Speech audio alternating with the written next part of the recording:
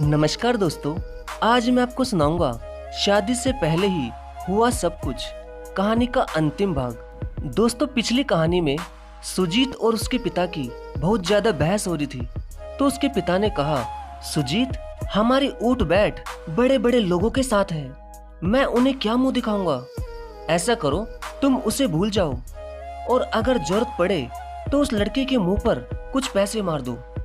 इतना सुनते ही सुजीत को बहुत ही ज्यादा गुस्सा आ गया और उसने अपने पिताजी को ये कहा कि पापा, ये आप नहीं, आपके पैसों का घमंड बोल रहा है, जिसकी वजह से शायद आप गरीबों की इज्जत करना ही भूल चुके हैं। ये सुनकर उसके पिताजी ने सुजीत के एक थप्पड़ दोबारा मार दिया और कहा कि तू उस 2 कौड़ी की लड़की के लिए मुझसे जबान चला रहा है। तू ये भूल चुका है कि तू जो इन बड़ी बड़ी गाड़ियों में घूमता है वो सिर्फ मेरे इन पैसों की वजह से, वरना बिना पैसों के तुझे कोई भी नहीं पूछेगा। इतना सुनकर सुजीत बहुत निराश हो जाता है, लेकिन वो अपने पिता से और ज्यादा बहस नहीं करना चाहता था, इसलिए वो चुपचाप ही अपना घर छोड़कर कहीं चला जाता है और सुजीत अपना मोबाइल भी वहीं टेबल पर ही छोड़ देता है, क्योंकि अब वो अपने पिता की दिलवाई हुई चीज को अपने पास नहीं रखना चाहता था। तभी थोड़ी देर में मनीषा सुजीत को फोन करती है और फोन उसके पिताजी के सामने रखा होता है। तो उसके पिताजी फोन पर उसकी फोटो देखकर पहचान जाते हैं कि ये वही लड़की है जिसने उसके बेटे को फंसा रखा है। तभी जैसे ही सुजीत के पिता ने फोन उठाया, वैसे ही मनीषा ने बिना सोचे समझे ही फोन पर ही एक जोरदार पप्पी लेते हुए कहा, जानू, तुमने हमारी शादी की बात पापा से की या नहीं की? और हाँ, पापा को ज्यादा परेशान मत करना, वरना मैं तुम्हारी बहुत पिटाई करूंगी। वो अब तुमसे ज्यादा मेरे पापा हैं और देखना, एक दिन मैं उनका दिल भी जीत कर रहूंगी। और अगर वो हमारी शादी के लिए नहीं मानेंगे तो तुम जबरदस्ती बिल्कुल मत करना और उनसे जरा भी उल्टा सीधा मत कहना।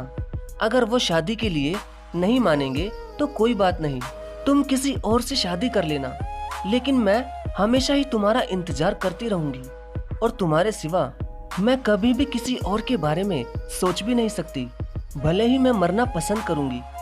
मनीषा की ये बात सुनते ही सुजीत के पिताजी की भी आंखें नम हो जाती है और वो फोन पकड़े पकड़े ही ये सोचने लग जाते हैं कि वाकई में मनीषा बहुत ही अच्छी लड़की है।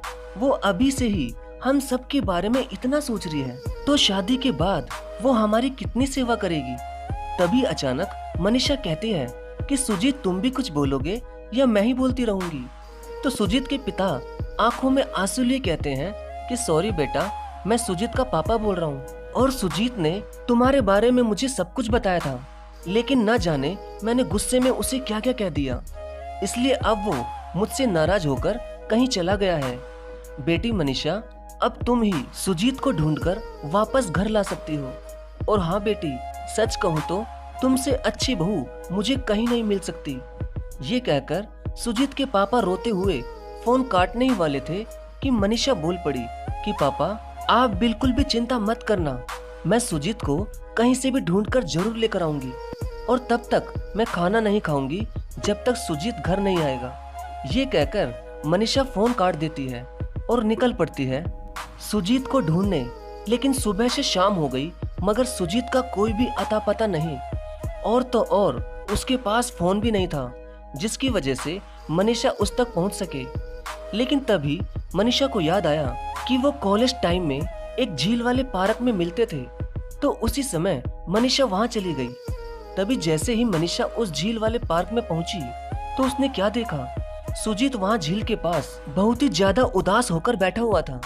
तभी मनीषा ने पीछे से आवाज लगाई कि सुजीत, तुम यहाँ बैठे हो और मैं न जाने तुम्हें कहाँ कहाँ ढूंढ कर आई हूँ। ये सुनकर भी सुजीत ने कोई भी जवाब नहीं दिया। ये देखकर मनीषा भी सुजीत के बगल में जाकर बैठ जाती है और उसे यहाँ वहाँ छेड़ने लगती है, लेकिन तब भी सुजीत ने कुछ भी नहीं बोला। ये देखकर मनीषा भी खूब रोने लग जाती है। तो सुजीत कहता है कि तुम क्यों रो रही हो मनीषा? तो मनीषा कहती है, पहले तुम बताओ कि तुम इतने उदास क्यों हो? तो सुजीत उसके पापा के साथ हुई लड़ाई के बारे में सब कुछ बता देता है। तभी मनीषा भी सुजीत के पापा से हुई सारी बात बता देती है और वो सुजीत को ये भी कहती है कि तुम्हारे पिताजी हमारी शादी के लिए अब मान भी गए हैं और घर पर वो तुम्हारा इंतजार कर रहे हैं। ये सुनकर सुजीत बहुत ही ज्यादा खुश हो जाता है और वो खड़ा होकर मनीषा को अपनी गोद में उठाकर उसे चारों तरफ घुमाने लगता है और फिर सुजीत मनीषा को अपनी बाहों में ले लेता है। इतने में ही वो दोनों दोबारे रोमांटिक हो जाते हैं और फिर अचानक ही जोरों की बरसात हो जाती है। तभी सुजीत और मनीषा एक पेड़ के नीचे खड़े हो जाते हैं, लेकिन बरसात इतनी तेज हो रही थी कि पेड़ के नीचे भी वो भीग रहे थे। अब सुजीत और मनीषा दोनों ही एक दूसरे के बिल्कुल करीब आ गए। अब बरसात में भी उन दोनों के पसीना निकल रहा था। तभी सुजीत ने मनीषा के होठ चूम लिए और लिपट गया उसकी गर्म बाहों में। सुजीत का घर दूर होने की वजह से उन दोनों को ही सुजीत के करीबी दोस्त के घर जाना पड़ा। वैसे दोस्त के घर जाना तो एक बहाना था, उन दोनों को तो बस शादी से पहले ही एक साथ मिलकर जी भरकर प्यार जो करना था। और फिर मिल ही गया सुजीत और मनीषा का सच्चा प्यार।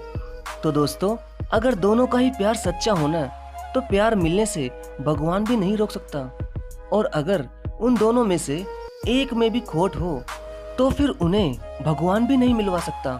तो अगर दोस्तों ये प्रेम कहानी अच्छी लगी हो तो प्लीज वीडियो को लाइक जरूर करें।